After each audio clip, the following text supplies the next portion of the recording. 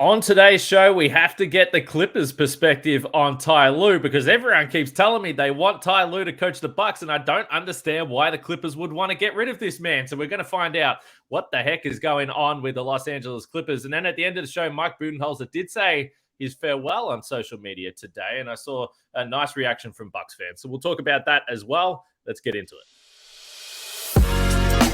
You are Locked On Bucks, your daily Milwaukee Bucks podcast.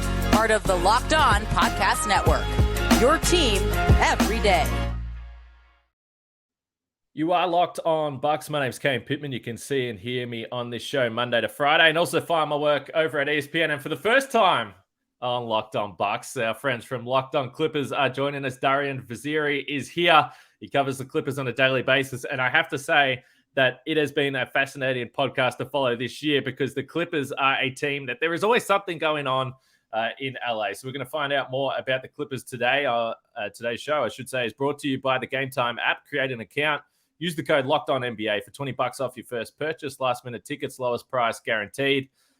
For Locked On Bucks and Locked On Clippers, we thank you for making it your first watch or first listen of every single weekday. Even though our off-season started a little bit earlier, we appreciate the support because there's plenty of interesting storylines right throughout. So drop a like, a comment, subscribe, follow, all those things. Free to do, and it really helps us. Darian, good to have you here. And I'm a little bit confused about what we're going to talk about, but let me just ask you straight up. What's it like covering this Clippers team? Because I feel like it would be always interesting, but also always frustrating with the lack of ability for this team to stick together and stay healthy for one run. Well, first off, I want to say, Kane, really nice to be on the show. I checked out your guys' episode with you and Frank after Game 5.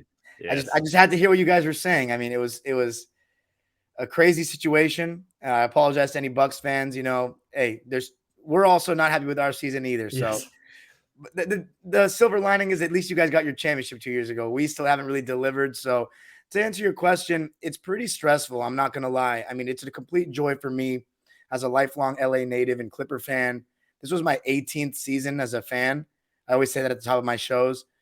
And this was the most disappointing one yet. And then I say that having watched a team that won 19 games in 2009. Like, it's the expectation that kills. Like, it was just, we thought it was all going to come together this year. Kawhi was back. We have the supporting cast. We have Ty Lue. And we just, as you said, we could not stay healthy at all. There were a lot of things behind the scenes that were really weird, some involving Ty Lue, which I know we're going to get into.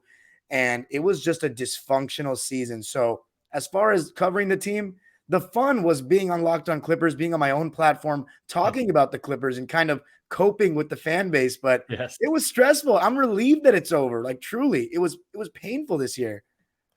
Yeah, we talk a lot about the fact that Locked On Bucks, and people don't have to agree with me, and I'm totally fine with that, but part of it is therapy, I think, for the fans as well. So this season, 56 games for Paul George in the regular season, 52 for Kawhi Leonard.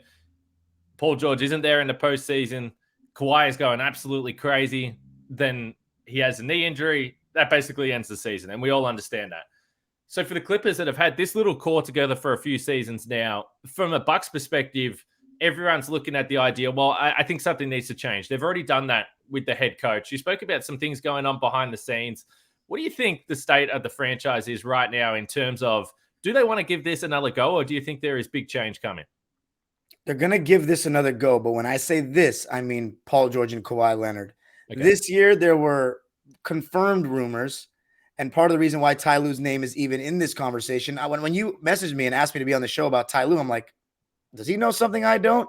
But there is some validity to the rumblings of Ty Lue potentially being unhappy, because there was a clear difference in what the front office wanted the team to look like this year, Lawrence Frank and Jerry West, and what Ty Lue wanted the team to look like. Ty Lue sees the game of basketball from a point guard's lens, him being a point guard that played in the NBA. He likes point guards. He doesn't really believe in positionless basketball. So at one point of the season, the front office strong-armed him to start Terrence Mann.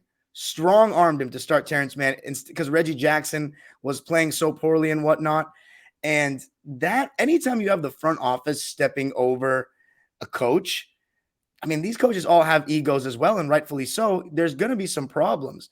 And I know for a fact, Lawrence Frank wasn't pro getting Russell Westbrook. In a press conference after we made the moves for Bones Highland, Mason Plumlee, and Eric Gordon, he said if there were any point guards that we felt fulfilled our needs, because the last couple of years, everyone's saying the Clippers need a true point guard.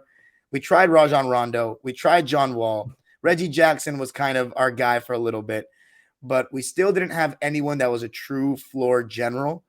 And when we put Terrence Mann in the starting lineup, we were 10-2 in the last 12 games when Kawhi, Paul George, and Terrence Mann were healthy and starting together before we got Westbrook. So that led a lot of fans to say that we didn't need him. But Ty Lue, Paul George, Kawhi Leonard, they've been adamant since the beginning. They want a point guard. So Lawrence Frank, he said in the press conference, if there was any point guard that we felt would fulfill our needs, has to be able to shoot. That was a clear sign to me. He didn't want Westbrook, but he was convinced otherwise. And a big reason is because Ty Lue loves point guards. So this season, you saw Ty Lue visibly frustrated at times. There was one game against the Grizzlies a couple of weeks ago, towards the end of the season, where we're pretty much like every game counts. You know, we're trying to battle for home court advantage. We're playing Memphis on a back-to-back. I'm not sure if it was a back-to-back or we had one day off, but Kawhi Leonard's playing. He's playing decently. We're about down, I think, 5 points at half. And randomly, Kawhi Leonard sits out the entire second half.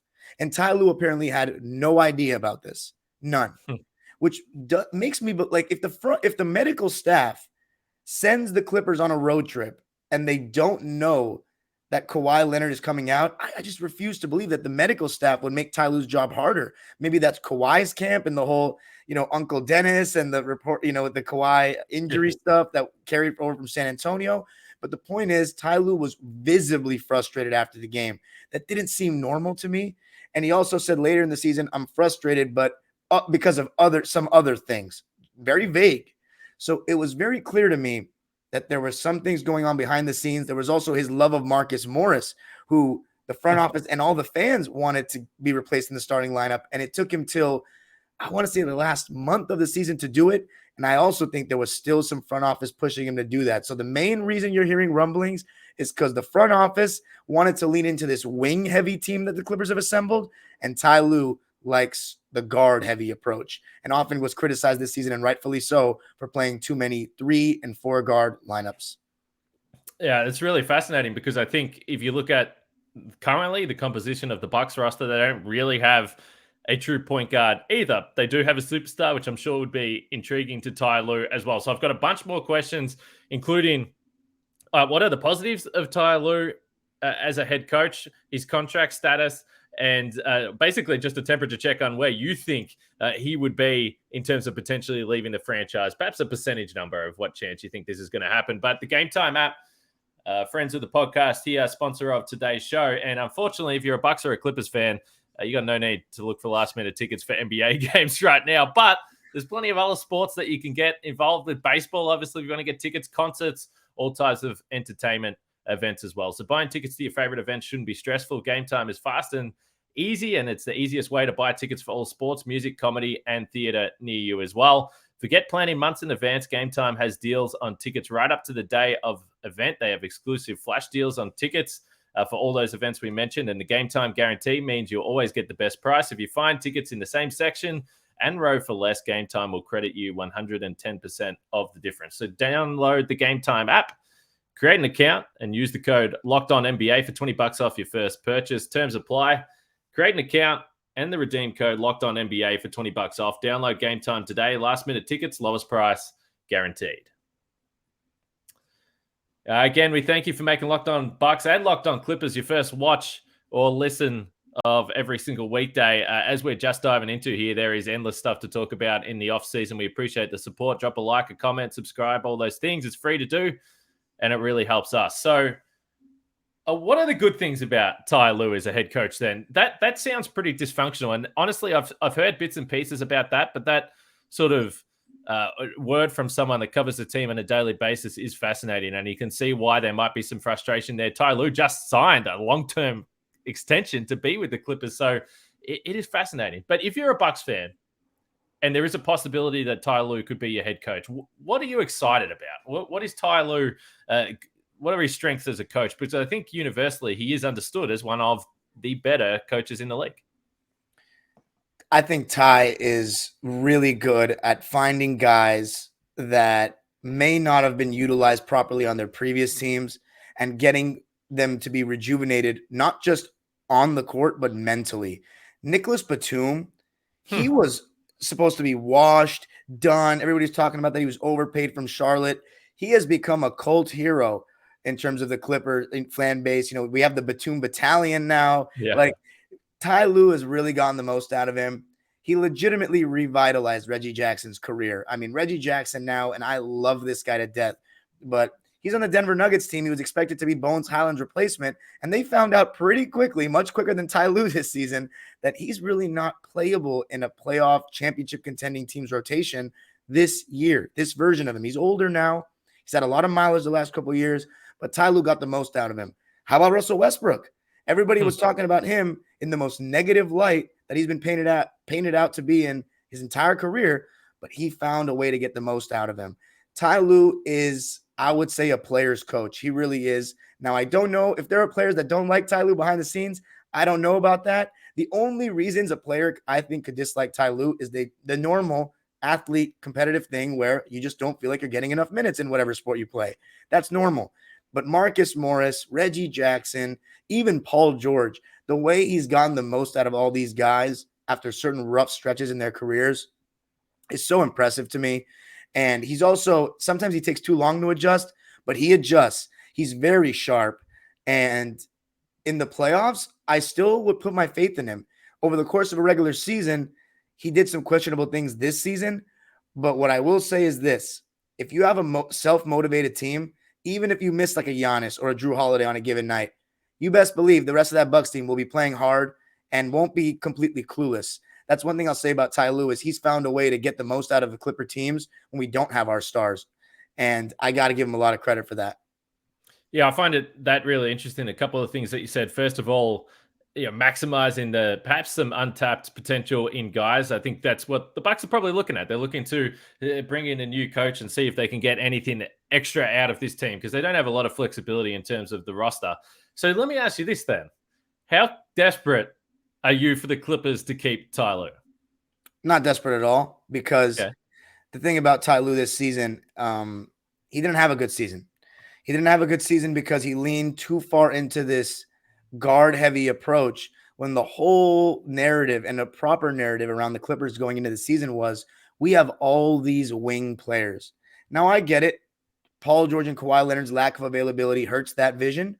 But you had Robert Covington, who had over 30 DNP coaches' decisions this year after getting re-signed for $11 million a year this past summer. That's not normal. That's a clear difference in opinion of his skill set with the front office and the coaching staff. Because you can't, how do you pay a guy $11 million a year this past summer and you give him that many DNPs? I understand if he played and was awful and you're like, yeah, I just didn't work out. But that's not what the case was with Rocco. One of my good friends, his season ticket holder, loyal listener, he actually had a jersey customized that said "Free Rocco" on the back, just to let you guys know how bad it got this season. And I know Bucks fans know Robert Covington's good because I know you'll remember that game in 2022 where he turned into Rashard Lewis or something. But that, and then fan favorite Terrence Mann, who's a utility guy. Ty Lue doesn't really believe in him as a point guard. Going back to the point I made about he doesn't really believe in positionless basketball. He would play guys like Reggie Jackson, Norman Powell, Luke Kennard together in small ball lineups where we had no center. So like imagine Robert Covington and Nico Batum are your rim protection, and then those three average to below average defensive league guards are in the backcourt. It was just food on defense for other teams, and it took him a long time, a little too long for a coach with such a high basketball IQ to make adjustments. So the only reason why I'm not desperate, some Clipper fans may disagree. A lot of Clipper fans are calling for his head this year. I'm not that extreme about it. But me personally, just Darian Vaziri is a defense-first guy. So I view things from a defense-first lens. Ty Lue clearly sees things from an offense-first lens, shot creation, that kind of thing. So from that point, I fundamentally disagree with him and wouldn't mind if we went a different direction with this team. But if Ty Lue comes back, I'm still going to support him 100%. Yeah, all right. That's interesting. All right, then. So then the big question, because I just woke up over here in Australia. Someone has sent me a screenshot of a Reddit post with someone on the Clippers board saying, I guarantee Ty Lue is going to be coaching the Clippers next year. So let me ask you this. Coaching the Bucks next year. Apologies. What do you think the chances are that Ty Lue leaves? And I have to imagine, and there'll be other names in the mix we've spoken about them. Nick Nurse obviously is going to be right up there. But if Ty Lue leaves the Clippers, I feel like he's walking into another job. I think the Bucks job is the most attractive in the market. So what do you think the chances are that Ty Lue is coaching Giannis and the Bucks next season? 40%. That's still pretty high, honestly. It is, yes. 40%, I'd say. I think it's tough to say because Lawrence Frank in the exit interview said that why wouldn't Ty be coaching a team? But it seems so rehearsed. Like, I just don't know if I buy it. There was clearly, because I'm not going to knock certain journalists, them reporting things out the blue.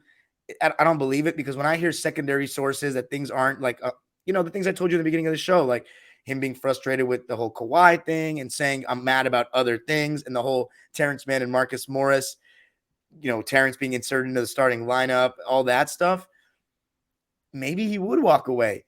And I also want to acknowledge that Ty Lue dealt with a lot this year. He lost a lot of people in his personal life, and he still just trudged on and was still our coach for every game. So besides, I think like one or two where he was sick. So I got to give him a lot of credit for that. He put up with a lot.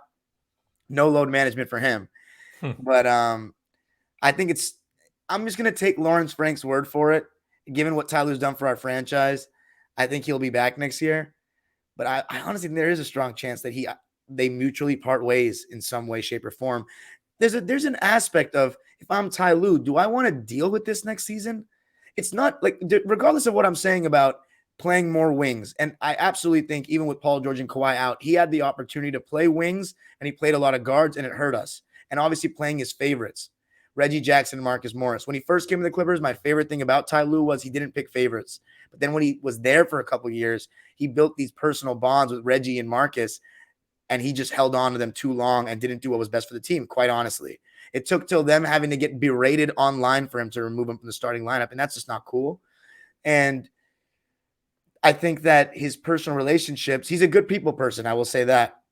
But yeah, I think overall he'll probably be back with the Clippers, I assume. But there is an aspect of he could be frustrated with the lack of availability and all the drama and want to just go to a more functional organization, which I think the Bucks are, but you might have more insight on that. No, I think it's a fair call. We've always spoken about the stability of the Bucks, so it's interesting for those two reasons. That's my thoughts as well. The front office stuff, and clearly just it has to be annoying for Ty Lue that every year in the postseason these star players aren't there, because we've seen when this Clippers team is healthy, they are a team that can do some real damage and maybe win a title. So we'll see. I'm sure it's frustrating for the fans and interesting for you covering the team as well. Well, hey, we appreciate the time today. We're trying to roll through and get into a bunch of different candidates and get the inside word. So this has been a lot of fun for me, man. Thanks for jumping on. No, thank you so much. It was awesome. All right, we're going to keep rolling. Next, I'm going to talk about Mike Budenholzer saying goodbye to Milwaukee. And there's some fans that were a little bit emotional about that. It was a nice goodbye there from Mike Budenholzer. So we'll get to that next after we talk about Prize Picks. And there is a nice promo happening with Prize Picks right now. $1 million daily Superflex promotion. Every day of the NBA playoffs and finals, one Prize Picks user will win a chance at becoming a millionaire. One entry placed after 8 a.m. Eastern will be randomly selected each day. Whoever placed that entry will be given a 6-pick flex with the following payouts. If you get 6 correct picks, $1 million, 5 correct picks, $80K, 4 correct picks, $16K. Full details can be found at prizepicks.com/million. You must opt in at this link to be eligible for the $1 million entry. Once you opt in, all you have to do is play the game like normal, and you could be the lucky winner. So download the Prize Picks app or go to prizepicks.com to sign up and play daily fantasy sports. First-time users can receive 100% instant deposit match up to $100 with the promo code Locked On. If you deposit 100, Prize Picks will give you 100. If you deposit 50, Prize Picks will give you 50. Don't forget to enter the promo code Locked On at sign up for an instant deposit match up to $100. So I found that a fascinating conversation on Ty Lue, and clearly there's a lot more going on with that organization, whether it is some disagreements with the front office and Ty Lue. But let me know what you think after listening to that conversation, because I have seen a lot of comments where there are a lot of fans out there that Ty Lue is the number one guy that they want to coach the Bucks, and I totally understand why. maybe there was some roster and lineup limitations there when it came to what the Clippers were able to do with availability. But I always admired from afar Ty Lue's ability to be creative during games with different lineups, different schemes, adjustments, which is something that the fans always want to talk about. So I thought in game, he's a really smart mind. As I mentioned, if he really wants a point guard, I'm not sure the Bucks actually have a true point guard on the roster. There's certainly a bigger lineup.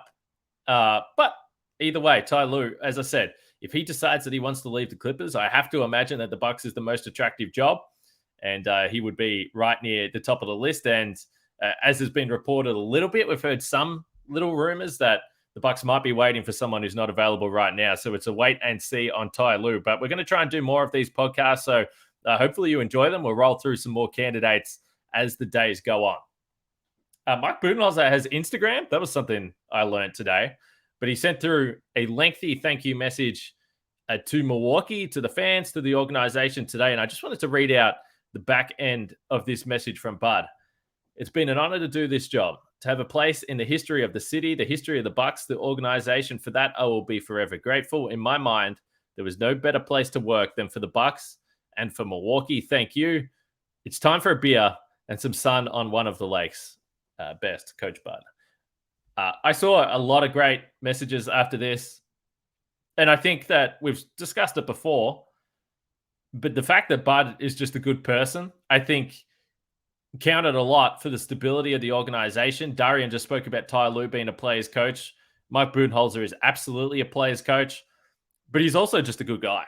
And I haven't mentioned this because people have their different stories. I saw Bryce Christensen, who does the sign, the ASL sign language for all the press conferences. He had a tremendous thread about how Bud welcomed him in and made him a part of press conferences and the post game for the Bucks, the first team in the NBA to do so. Might have even been the first pro team in North American sports. I think that's right. So he is open to a lot of things. He was always supportive of the players, but he was always just super respectful to everyone. I remember when I moved to Milwaukee, I hadn't covered sports really at all, and I was diving in and covering the Milwaukee Bucks, and Bud from day one was always willing to have a laugh with me, maybe joke about some of the ways that I said different words, but he was always so respectful and polite. Even when I did piss him off with a stupid question from time to time, I could definitely tell that he was annoyed at me, but he didn't hold anything against me. The next time I showed up to practice or a game, he was incredibly respectful. I remember when I came home after the 2018-19 season, so I'd been around the team for a full year, and I came back to the USA to cover the Bucks again the following season. And Bud, before games, doesn't talk to anyone. He'll do his press conference, but he's not stopping to chat. He's locked in. If you see him in the hallway, he's going to walk past. He might say hello, but he's definitely not stopping to chat. And I remember it was at a Bulls game. It was at the United Center, and I'd missed the first couple of weeks of the season.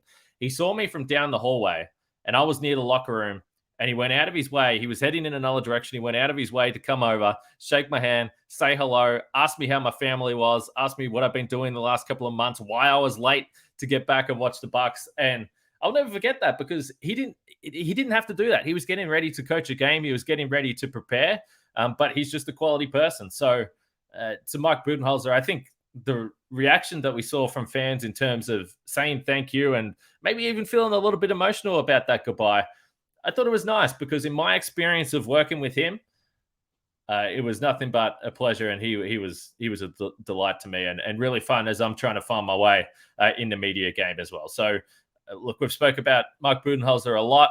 We're definitely sort of moving forward to this coaching search, but to hear that goodbye from him, and obviously we understand on a personal level, it's been probably a terrible couple of weeks for him and the family. So I just thought it was nice, and I definitely wanted to acknowledge that on today's show. As I said, we're going to continue to roll through the coaching candidates through the week, so let me know what you thought about this show, and let me know the names that you want to hear about. Obviously, Nick Nurse, Frank Vogel, Kenny Atkinson might be another one, but let us know. If there's candidates that you want to hear about, drop their names in the comments, and I'll try and chase down someone that covers the team, is around the team, so we can get a little bit more info there. So thanks again to Darian for joining us today. Thanks again to everyone for listening. Subscribe, drop a like, a comment, all those things, because it really helps. And look, we're seeing some great interaction for the offseason.